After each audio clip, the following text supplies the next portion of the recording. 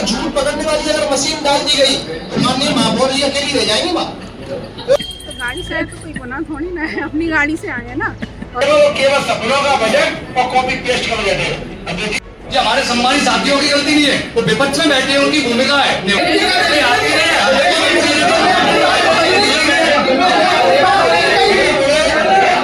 महापौर जी आज बजट पेश किया है, किस तरीके का बजट रहा, क्या कहेंगे? 2513 करोड़ का बजट है, जिसमें जनता की मूलभूत सुविधाओं को लेकर ध्यान में रखते हुए बजट बनाए गए हैं और जनता पर कोई भी अतिरिक्त भार नहीं डाला गया है। वहीं विपक्ष ने भी हमला किया है। वो उसका कहना है पिछली बार ऑटो रिक्शा से आई थी और इस बार अपनी गाड़ी से आई हैं, यानी तो गाड़ी से आए तो कोई गुनाह थोड़ी ना है, अपनी गाड़ी से आए ना। और पिछली बार नगर निगम की वित्तीय स्थिति बहुत खराब थी, सभी को मालूम था कि कर्मचारी को पेमेंट नहीं मिल रहा है, तो उस समय हमें जो कुछ लगा हमने किया और इस समय अपनी गाड़ी से आए। तो वो तो विपक्ष की तो आदत ही है ना उंगली उठाने की, तो उससे कोई फ़र्क नहीं पड़ता है, क्योंकि शहर की जनता ने चुना है, हमें शहर की जनता के लिए काम करना है और वो हम कर रहे हैं। और वैसे मुझे लगता है कि वैसे तो यहाँ केवल सदन के अंदर ही आरोप प्रत्यारोप चलते हैं, बाहर तो फिर वो सभी लोग चिंतित हैं शहर के लिए। मालूम है पूरे बजट में बेकार था काम। जो भी सदस्य अपनी बात रखना चाह रहे थे उनको समय दिया गया, उन्होंने अपनी बात रखी। तत्पश्चात बजट में अगर कोई कमी है तो उसमें संशोधन लगाने के लिए सभी सदस्यों को समय दिया गया, जो अपनी 28 तारीख को 5:30 बजे तक संशोधन प्रस्ताव लगा सकते हैं। उसके बाद बजट पर चर्चा 7 मार्च। नगर निगम रिपोर्ट करने पे आ चुका है, लेकिन इस बार अच्छी बात ये हुई कि हमारी नगर निगम अपने पैरों पर खड़ी हो चुकी है, मजबूत हो चुकी है, क्योंकि आज हमारी महापौर महोदया, हमारी बहन गाड़ी पे आई है फोर से। ईवी से गाड़ी पे आना मतलब कितना बड़ा अंतर होता है अध्यक्ष जी, इतना बड़ा अंतर। यानी कि हमारी नगर निगम आज पैरों पर खड़ी है और आज बहुत अच्छे मजबूत स्थिति में, वित्तीय स्थिति में। इसीलिए मुझे तो लगता है कि बजट जो बना के भेजा है इस बात जरूर ये अब 70 पे आएगा। ये सारी चीजें जो उन्होंने बताई 70 पे आएंगी। अध्यक्ष जी, हमारी महापौर महोदया ने भी कहा कि धरती जले सूरज चंद्र सबका ऋण हम पर है भारी। ये बात सही है कि उनका ऋण हम पर भारी है, लेकिन हमने उस ऋण को बढ़ाने के अंदर किया गया। अभी तक 2 साल निकल गए, लेकिन अब तक 3 साल आ गए, तीसरा बजट पेश हो रहा है, 2.5 साल निकल गए, अभी तक ऐसा उनका रिपोर्ट आने के बाद क्या किया ये सोचा कभी नहीं सोचा। पिछली बार इन्होंने कहा था, इसमें दिया भी गया था कि हम सोलर ऊर्जा से बिजली पैदा करेंगे, उसके लिए बजट में अमाउंट भी दिया गया था। अध्यक्ष जी, कितनी बिजली पैदा हो गई आज तक? केवल और केवल केवल जनता को सपने दिखाकर इस बजट को पेश किया गया। ये समझ में नहीं आता कि गड्ढों में रोने या रोने में गड्ढे, स्थिति समझ नहीं आती है। यहाँ पानी की स्थिति ये है कि जिन जिन गलियों में बदबूदार पानी आ रहा है, उन गलियों के अंदर कोई सुनने वाला तक नहीं है कि किसी को बता दिया जाए कि बदबूदार पानी आ रहा है। यदि किस्मत से 4 दिन बाद अच्छा आया तो अच्छी बात है। आखिर नया क्या किया मैं तो यही समझ नहीं आ रहा। मैं बैठा यही सुन रहा था, बार इस तारीख को बढ़ रहा था, नया बजट नई कहानी, नया बजट नई कहानी में समझाता नहीं का। आखिर कहानी तो सही बात है, कहानी है, लेकिन कुछ तो इसका नाम है। सिर्फ और सिर्फ ये 2 शेर पढ़ना और ये 2 किताबें पकड़ा देना, ये ले जाओ घर का पढ़ते रहना और पढ़ने के बाद जीरो भूल जाओ, तो फिर बताना फिर अब देखेंगे दिनों की कमी कहां से आई। तो अध्यक्ष जी, ऐसा बजट पेश किया गया है कि मैं नहीं समझता कि ये बजट पहले कभी पेश किया गया होगा। केवल और केवल सपनों का बजट और कॉपी पेस्ट का बजट है। अध्यक्ष जी, मैं तुम्हें कहना चाहूँ, धन्यवाद। आज बजट पेश किया गया है, किस तरीके का ये बजट है, क्योंकि काफ़ी घमासान भी हुआ। ये बजट लोक लुभावना बजट है और झूठ का पुलंदा है। भाई इस बजट में बताया है कि हम प्रॉफिट में जा रहे हैं, निगम प्रॉफिट में जा रही है। दूसरा, आज सबसे अच्छी बात ये हुई कि हमारा नगर निगम माला माल हो गया है, क्योंकि हमारी महापौर गाड़ी तक पुनः आने लगी हैं। क्योंकि पिछले बजट में जो झूठ बोला गया था कि हम नगर निगम बेगू गड्ढे में जा रही है, पैसा है नहीं नगर निगम के पास, तो वो टमटम से आई थी। इस बार मुझे लगता है कि उससे बड़ा झूठ उन्होंने बोला है कि नगर निगम पैसा वाली हो गई है और हम गाड़ी से आ रहे हैं, क्योंकि नगर निगम के पास सैलरी बांटने के लिए पैसा नहीं है। सबसे बड़ा झूठ। उसके बाद इसमें इस बजट के अंदर सारे लोग सारे परिषद को गुमराह करके अपनी निधि 5 गुना बढ़ा दी गई, जबकि पार्षदों की निधि जो बढ़ाई गई उसकी बस 2 गुना की गई है। इसमें भी कहीं ना कहीं भेदभाव किया गया है। भाई वार्ड का विकास यदि करेगा कौन करता है? पार्षद करेगा। शहर का विकास करने का काम किसका है? महापौर का, जो कि हमारी मुखिया हैं। उनको शहर के विकास की बात करनी चाहिए, ना कि वार्डों में काम कराने के लिए निधि लेने की बात करनी चाहिए। उनके पास तो टोटल निधि मुखिया है, वो तो वही 2500 करोड़ की मालिक है, फिर तो दिक्कत ही नहीं है उनको कोई। भाई सोचा निधि 2 करोड़, आखिरकार क्या उन्होंने एसयू लगाया?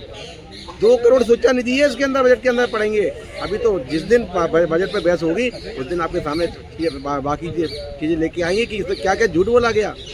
इसमें कोई एक ऐसी चीज़ नहीं है जो सही बोली गई हो।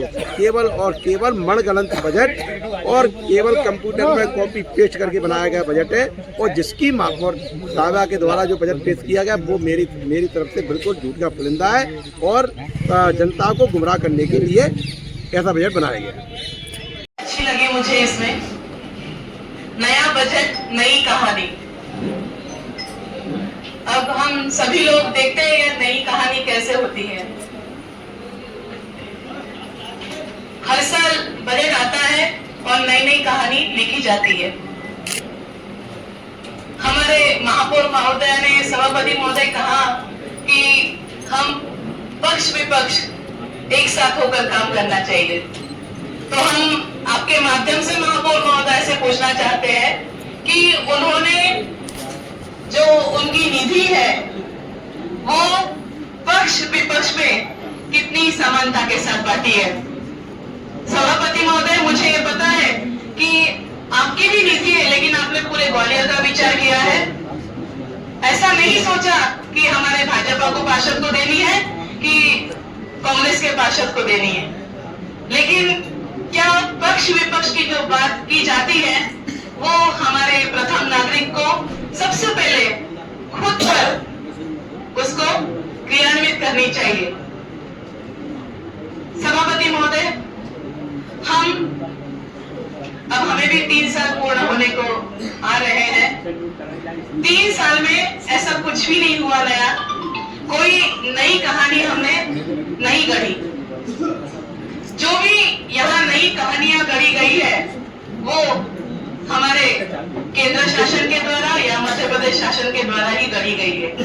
क्या हमारे नगर निगम के कुछ ऐसे प्रयास रहे हैं खुद के कि जिससे उन्होंने कुछ अच्छा करके दिखाया हो? हम सबको मिलकर, अगर हम पक्ष विपक्ष की बात करते हैं तो हम सबको मिलकर एक प्रयास करना होगा। ग्वालियर को स्वच्छ सुंदर बनाने के लिए प्रयास करना होगा। हम कभी कभी जब सफाई की बात आती है तो ग्वालियर इतना गंदा रहता है कि उसके बारे में जितना कहा जाए उतना कमी है। हम इंदौर की बात तो करते हैं लेकिन उसके जैसा बनना ही नहीं चाहते। हमारे जो प्रथम नागरिक है उनको खुद ध्यान देना होगा सफाई पर। उनको देखना होगा कि हमारे जो 66 वार्ड है उसमें प्रॉपर सफाई चल रही है या नहीं। सीवर की समस्या हमारा एक हम सभी पार्षदों को रोते हुए देखते हैं लिटरली कि सीवर की समस्या से वो कितने त्रस्त है। एक मशीन है, एक बात बताना मैं चाहती हूँ कि सक्शन मशीन उसी वार्ड में पहुंच सकती है जो एक कोई पावरफुल होगा। अगर हम लोग सामान्य पार्षद बोले कि हमारे वार्ड में सक्शन मशीन चाहिए, आज अर्जेंट है, तो मुझे नहीं लगता कि 1 दिन 2 दिन 3 दिन 4 दिन, हमें कम से कम 15 दिन उस सक्शन मशीन के लिए इंतजार करना पड़ता है। क्या हम अपने ग्वालियर को स्वच्छ सुंदर बना पाएंगे? क्या हम अपने ग्वालियर को सीवर मुक्त बना पाएंगे? मुझे नहीं लगता। नया बजट, नई कहानी, ये नई कहानी मुझे लगता है वही घिसी पिटी पुरानी कहानी बनकर रह जाएगी। धन्यवाद सभापति महोदय। आज माननीय महोदय से कहा है आपके द्वारा कोई सुनवाई नहीं हुई। देखिए MIC के मेंबर शकील मंसूरी धरने पर बैठे थे, उनकी भी सुनवाई नहीं हुई थी। ये स्थिति निगम की है। हम क्या आगे बताएं? हर साल मुझे रूल लगा था कि महोदय जी जब टन से आई थी लाल कपड़े में बजट बांधकर, तो ऐसा लग रहा है इस बात को कुछ ज्यादा होगा। साल भर निकल गई, कुछ नहीं हुआ, गाड़ी छोड़ दी, आज पुनः गाड़ी पे आ गई। अभी ना लग रहा है कि इस बार कुछ करें। लेकिन मेरे ख्याल से कुछ होने वाला नहीं है। केवल लुभावने सपनों का बेटा माननीय मोदी जी, इस बार भी ऐसा ही होगा। पानी की बात कही थी, हम मुरैना से पानी लाएंगे चंबल से, एक कदम भी आगे नहीं बढ़ पाए हम। पानी की बहुत बड़ी समस्या हमारे बीच में चल रही है। सीवर की समस्या हो रही है, पर डस्टबिन नहीं हो पाई, लोग बीमार हो रहे हैं, दिल्ली तो प्रदूषण यहाँ बढ़ रहा है। ये इन बातों पर हमें अध्ययन करना चाहिए कि हम कैसे स्वच्छ रहें। मिलजुल कर हम आपके साथ में है, आगे कदम बढ़ाएं। मैं यही चाहता हूँ माननीय मोदी जी, ये बजट को ये हमारे सम्मानित साथियों की गलती नहीं है, वो विपक्ष में बैठे हैं, उनकी भूमिका है निभाने की, उनका फोटो आएगा पेपर में सबका, आप चिंता ना करें अध्यक्ष जी। लेकिन हमारी माननीय महापौर द्वारा जो बजट आया है ग्वालियर के विकास को ध्यान में रखते हुए लगातार एक छोटा सा प्रयास है उनका, लगातार ग्वालियर बदल रहा है। हम आप सब लोग गवाह इस बात के, पत्रकार भाई बैठे हैं, सभी लोग दिन पे दिन ग्वालियर बदल रहा है। गंदगी साफ हो रही है, रोडें चौड़ी हो रही है, पानी स्वच्छ मिल रहा है, लाइटें जल रही है। मैंने तो देखा कि ग्वालियर बदल रहा है। आज हमारी महापौर महोदय के सहयोग से, आप सब जनप्रतिनिधियों के सहयोग से आज मैं पूछना चाहता हूँ अध्यक्ष जी, अभी इनको 1 मिनट में लगेगी, 57 साल से क्या ग्वालियर गड्ढे में लगा पूरा? तुम लोगों ने 57 साल से क्या तुमने लाइट नहीं लगा पाई खंबे पे, कोई रोड चौड़ी नहीं कर पाई? नहीं अध्यक्ष जी, हम बोले जो बोले हमने बिल्कुल नहीं बोले अध्यक्ष जी, हम बोले नहीं, बजट की बात हो रही है, कुछ नहीं कर पाया। हमारे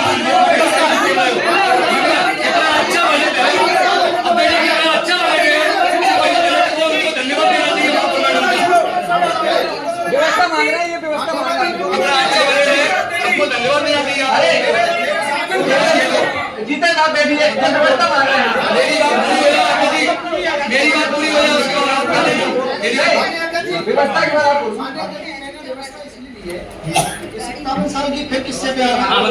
3 साल की जो तुम पे लग नहीं पा रही, 3 साल से माननीय अध्यक्ष जी शहर में आप बीमारियों से आज लोग दिल्ली हॉस्पिटल में जा रहे हैं। डस्टबिन रोड कहाँ है? Dustbin road. और अगर झूठ पकड़ने वाली अगर मशीन डाल दी गई तो माननीय महापौर जी अकेली रह जाएंगे वहाँ, कोई नहीं जाएगा। खड़े होकर माननीय अध्यक्ष जी, मुझे नहीं लगता ग्वालियर निरंतर बदल रहा है। आज अपोलो जैसे हॉस्पिटल है अपने यहाँ, एमसी जैसे क्या कहते हैं लिंक हॉस्पिटल है, और